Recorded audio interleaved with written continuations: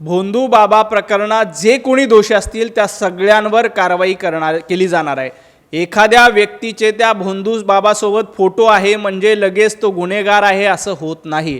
संजय राऊत हाच न्याय द्यायचा झाला असेल तर मिलिंद नार्वेकर आणि भोंदू बाबांचे यांचे देखील एकमेकांसोबत फोटो आहेत, याचा अर्थ मिलिंद नार्वेकरांना गुन्हेगार ठरवायचं का? तर तसं होत नाही। या प्रकरणामध्ये अनेकांचे फोटो भोंदू बाबासोबत आहेत, प्रत्येकालाच गुन्हेगार धरता येणार नाही। भोंदू बाबाच्या काळ्या कृत्याला जो कोणी साथ देईल अशा सगळ्यांवर कारवाई केली जाते आणि पोलीस या सगळ्या प्रकरणाची चौकशी केली जाते।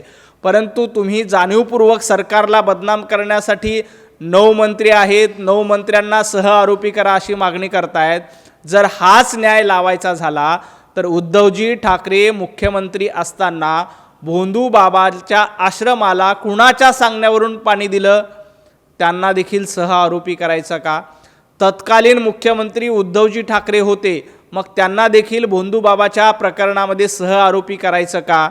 हा न्याय तुम्हाला एक लावायचा आणि भारतीय जनता पार्टी आणि महायुतीच्या लोकांना वेगळा न्यायचा असं होत नाही। जर का या मंत्रिमंडळातल्या 9 मंत्र्यांविरोधात तुम्ही आक्षेप घेत असाल तर याच न्यायानं उद्धवजी ठाकरे मिलिंद नार्वेकर यांच्यावरही आक्षेप घ्यावा लागेल।